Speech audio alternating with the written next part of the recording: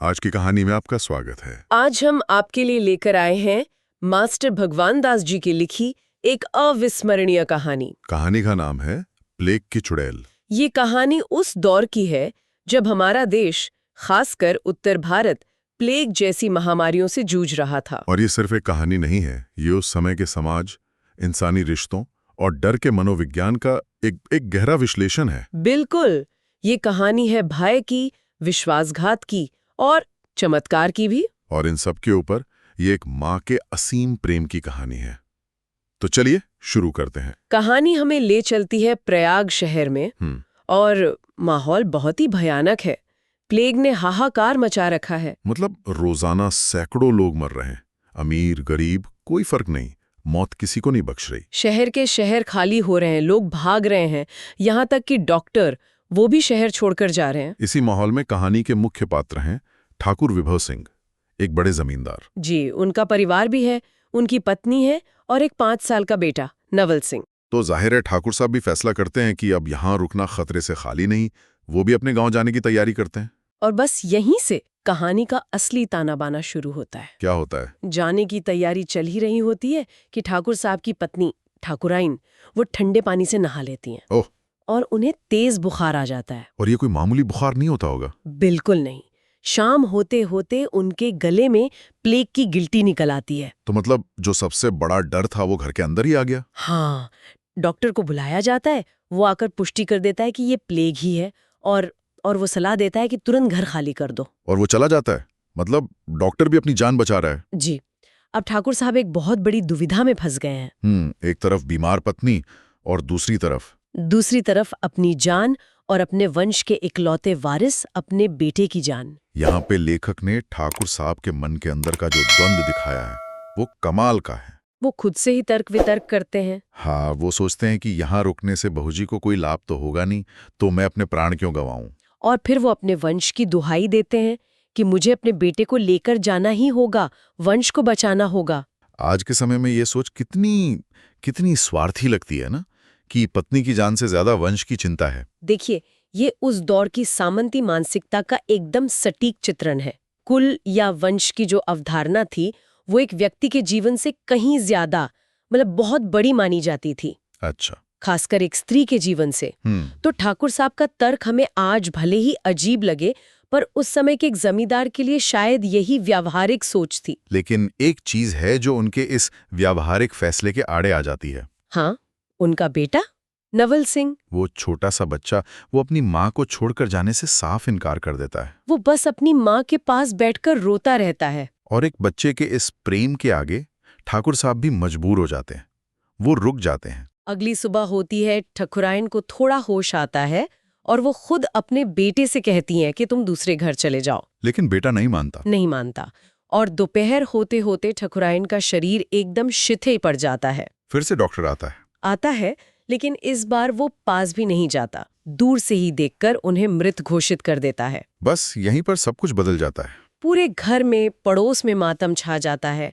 लोग उनकी खूबसूरती, उनके अच्छे स्वभाव को याद करके रोते हैं। कहानी में एक पड़ोसी कवि का भी जिक्र है जो काल की निर्दयता पर एक सवैया पड़ता है। और ठाकुर साहब वो तो दुख से मूर्छित हो जाते हैं। लेकिन जैसे ही उन्हें होश आता है, उनका वो पुराना डर वो फिर से हावी हो जाता है। बिल्कुल। पड़ोसी अंतिम संस्कार की बात करते हैं, पर डॉक्टर कहता है कि पहले घर छोड़ो, यहाँ रुकना ठीक नहीं। और ठाकुर साहब इस बार अपने बेटे की भी नहीं सुनते। नहीं, वो रोते हुए बच्चे को जबरदस्ती गोद में उठाते हैं, गाड़ी में बिठाते हैं और दूसरे मकान के लिए निकल पड़ते हैं। और जाते जाते वो एक बहुत ही अजीब सी चीज करते हैं। क्या? वो अपनी पत्नी के मृत शरीर को देखकर अंग्रेजी में कहते हैं फेयरवेल। फेयरवेल? हाँ, अलविदा नहीं, फेयरवेल। आपको नहीं लगता ये शब्द यहाँ बहुत ठंडा और बेगाना सा लगता है? बहुत ज्यादा। ये लेखक का कमाल है। फेयरवेल शब्द में एक दूरी है, एक औपचारिकता है। जैसे वो अपनी पारंपरिक भावनात्मक जिम्मेदारी से पल्ला झाड़ रहे हों। मतलब एक तरह से वो इस पूरी त्रासदी को एक घटना मानकर खत्म कर रहे हैं ताकि वो बिना किसी अपराध बोध के आगे बढ़ सके। बिल्कुल। और अपने पीछे मकान की रक्षा के लिए वो एक बूढ़े और वफादार नौकर सत्य सिंह को छोड़ जाते हैं। तो अब वो दूसरे मकान पहुंचते हैं, वहां उनके मित्र और पुरोहित भी हैं। और वो लोग उन्हें सलाह देते हैं कि आप दाह क्रिया की झंझट में मत पड़ो, आप सीधे अपने इलाके के लिए निकल जाओ। मतलब ये तो हद हो गई। पुरोहित जिसे धर्म का रास्ता दिखाना चाहिए, वही अधर्म का रास्ता सुझा रहा है। वो धर्मशास्त्र का हवाला देकर कहता है कि नौकर ये कर्म कर सकते हैं और आप बाद में पुतला बनाकर क्रिया कर लीजिएगा। तो धर्म का इस्तेमाल अपनी सुविधा के लिए किया जा रहा है। हमेशा की तरह ठाकुर साहब को भी यही ठीक लगता है। वो 30 रुपए और 8 नौकर पुरोहित को देते हैं और बेटे के साथ रवाना हो जाते हैं। तो अब जिम्मेदारी आ गई है उन नौकरों और पुरोहित पर। हाँ, और यहीं से कहानी में विश्वासघात का एक नया अध्याय शुरू होता है। कैसे? शाम को जब एक नाइन मतलब नाई की पत्नी शव को कफन पहनाने लगती है तो वो कहती है कि शरीर अभी पूरी तरह ठंडा नहीं हुआ है और आंखें भी अधखुली हैं। ओह, ये तो बहुत बड़ी बात है। बहुत बड़ी। लेकिन बाकी नौकर और पुरोहित उसकी बात को वहम कहकर टाल देते हैं। क्यों? वो सच का सामना क्यों नहीं करना चाहते? क्योंकि सच को मानना उनके लिए असुविधाजनक है। उन्हें तो बस इस काम से छुटकारा पाना है और पैसे आपस में बांटने हैं। लेकिन वो वफादार नौकर सत्य सिंह, वो कहाँ है? सत्य सिंह जांच करने पर जोर देता है, लेकिन दूसरे नौकर उसे सठियाया हुआ कहकर चुप करा देते हैं। उसकी कोई नहीं सुनता। और वो बेचारा अकेला क्या करता? वो शव को सीढ़ी पर रखकर शमशान की ओर ले जाते हैं। लेकिन वो शमशान तक भी नहीं पहुंचते, है ना? नहीं, रास्ते में ही वो एक और साजिश रचते हैं। क्या? वो सोचते हैं कि दाह संस्कार में तो समय भी लगेगा, मेहनत भी लगेगी, इससे अच्छा है शव को गंगा में ही बहा दिया जाए। हे भगवान! पुरोहित भी रात में शमशान जाने से डरता है तो वो भी इस बात के लिए हाँ कर देता है। और सत्य सिंह, वो इसका विरोध नहीं करता? वो करता है। वो कहता है कि यह अधर्म है। उसे पैसों का लालच भी दिया जाता है, पर वो नहीं मानता। तो फिर? जब उसकी कोई नहीं सुनता तो वो उन्हें छोड़कर वापस घर लौट आता है। और बाकी के लोग? पुरोहित बाकी नौकरों को यकीन दिलाता है कि वो ठाकुर साहब से झूठ बोल देगा। वो पैसे आपस में बांट लेते हैं और सीढ़ी समेत शव को एक सुनसान घाट से गंगा में फेंककर लौट जाते हैं। तो मतलब इंसानियत पूरी तरह से हार गई। यहाँ पर हाँ, इंसानी रिश्तों का, जिम्मेदारियों का, धर्म का पूरा ढांचा ढह जाता है।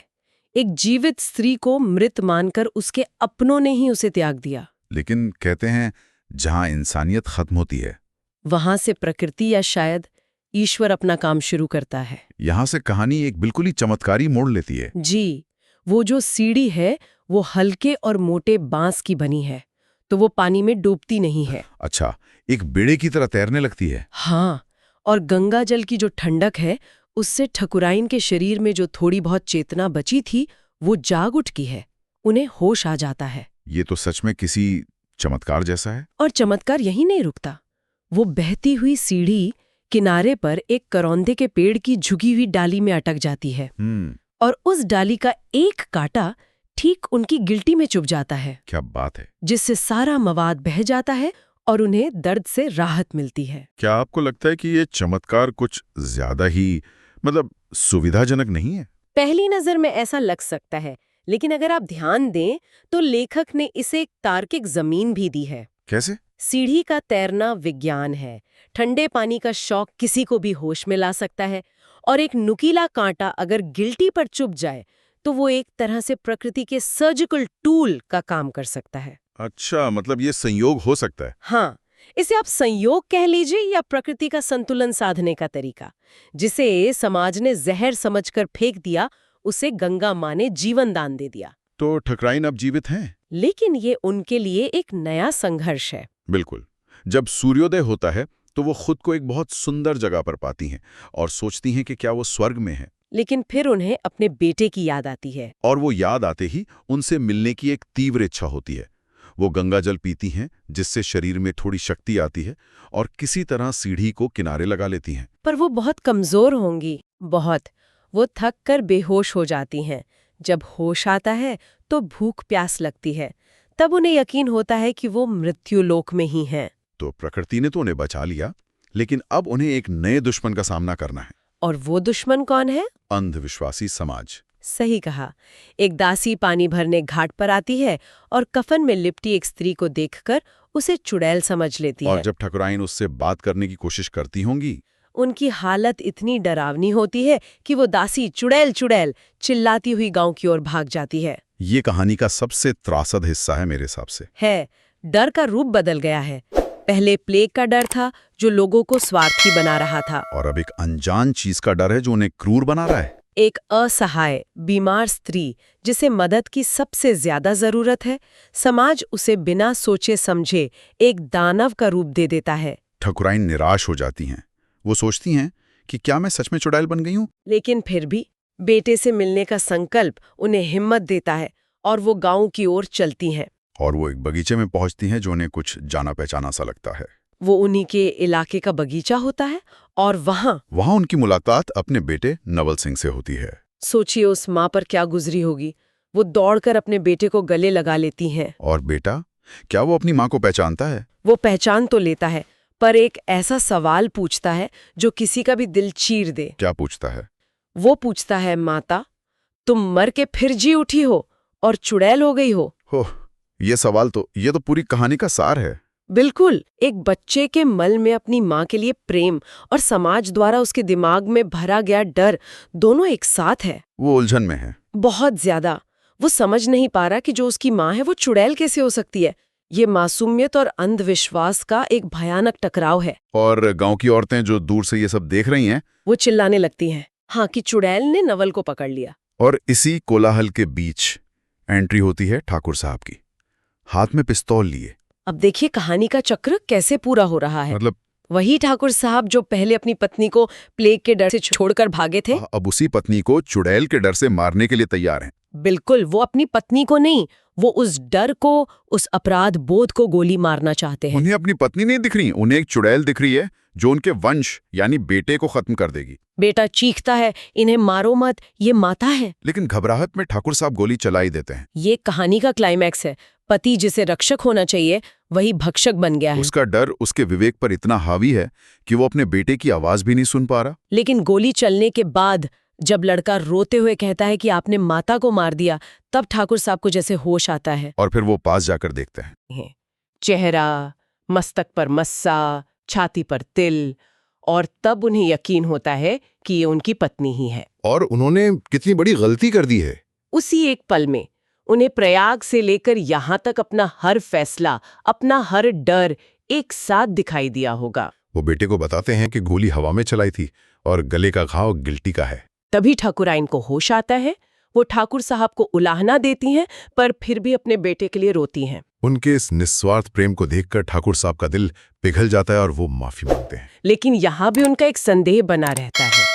वो कहते हैं, चाहे तुम मनुष्य देह में हो या प्रेत शरीर में, तुम हर अवस्था में मुझे ग्राह्य हो। मतलब उनका शक अभी भी पूरी तरह मिटा नहीं है। नहीं, प्रेम और ग्लानि है, पर डर का एक अंश अभी भी बाकी है। उन्हें सच को पूरी तरह स्वीकार करने के लिए एक बाहरी सबूत की जरूरत है। और वो सबूत लेकर आता है वफादार नौकर सत्य सिंह। जी, जैसे किसी नाटक के अंतिम दृश्य में होता है, सत्य सिंह शहर से लौट कर आता है और नौकरों के विश्वासघात की पूरी कहानी सुना देता है। सत्य सिंह का आना बहुत जरूरी था। बहुत। वो सच का प्रकाश लेकर आता है, जिससे सारे संदेह और अंधविश्वास के बादल हमेशा के लिए छट जाते हैं। वो इस कहानी का नैतिक केंद्र है। उसके सच बताने के बाद ही ठाकुर साहब का पश्चाताप पूरा होता है और परिवार का असल पुनर्मिलन होता है। जी, ठाकुर साहब फिर से क्षमा मांगते हैं और अपनी पत्नी को गले लगा लेते हैं। और वो गांव वाले जो कल तक उसे चुड़ैल कह रहे थे, अब देवी मानकर उसकी पूजा करने लगते हैं। ये हमारे समाज पर एक बहुत तीखा व्यंग्य है। बिल्कुल, भीड़ की अपनी कोई सोच नहीं होती। कल जो चुड़ैल थी, आज चमत्कार की पुष्टि होते ही देवी बन गई। लोग अपनी गलती नहीं मानते, बस अपनी पूजा की दिशा बदल देते हैं। और ठकुराइन सबको माफ कर देती हैं। तो अंत में एक सुखद अंत। हाँ, सब कुछ ठीक हो जाता है। लेकिन इस कहानी से आज हम क्या सीख सकते हैं? इसके मुख्य निष्कर्ष क्या हैं? मेरे हिसाब से इसके 3 मुख्य निष्कर्ष हैं। पहला, डर एक संक्रामक बीमारी की तरह है। ये तर्क, रिश्ते, नैतिकता सबको खत्म कर सकता है। सही कहा। दूसरा, समाज जब संकट में होता है तो अक्सर सबसे कमजोर को ही अपना निशाना बनाता है, उसे चुड़ैल या कोई और नाम देकर। और तीसरा कि मातृत्व का प्रेम और सत्य के प्रति निष्ठा, ये वो ताकतें हैं जो सबसे बड़े डर और अंधविश्वास पर भी विजय पा सकती हैं। ये कहानी हमें सोचने पर मजबूर करती है कि अगर हम ऐसी किसी परिस्थिति में हों तो हमारा व्यवहार कैसा होगा। क्या हम ठाकुर साहब की तरह डरकर भागेंगे या सत्य सिंह की तरह अंत तक अपने धर्म पर टिके रहेंगे? बिल्कुल। कहानी का सुखद अंत हमें तसल्ली तो देता है, लेकिन ये हमारे लिए एक सवाल भी छोड़ जाता है। और वो क्या है? सोचने वाली बात यह है कि अगर सत्य सिंह वहां नहीं पहुंचा होता, अगर उनके पास कोई बाहरी सबूत नहीं होता, तो क्या ठाकुर साहब का विश्वास अपनी पत्नी पर बना रहता? या उनके मन के किसी कोने में हमेशा ये शक जिंदा रहता कि शायद वो सच में कोई प्रेतात्मा है? ये सवाल हमें सोचने पर मजबूर करता है कि क्या हम अपने सबसे गहरे डरों पर बिना किसी बाहरी सबूत के सिर्फ विश्वास के दम पर काबू पा सकते हैं? तो ये थी मास्टर भगवान दास जी की कहानी, प्लेग की चुड़ैल। उम्मीद है आपको हमारी आज की ये कहानी पसंद आई होगी। अगर आपको ये कहानी अच्छी लगी तो कृपया इसे लाइक करें, अपने दोस्तों के साथ शेयर करें और हमारे चैनल आज की कहानी को सब्सक्राइब करना न भूलें। और हाँ, घंटी वाले आइकॉन को जरूर दबाएं ताकि जब भी हम कोई नई कहानी लेकर आएं तो आपको सबसे पहले पता चले। अगली कहानी तक के लिए अलविदा।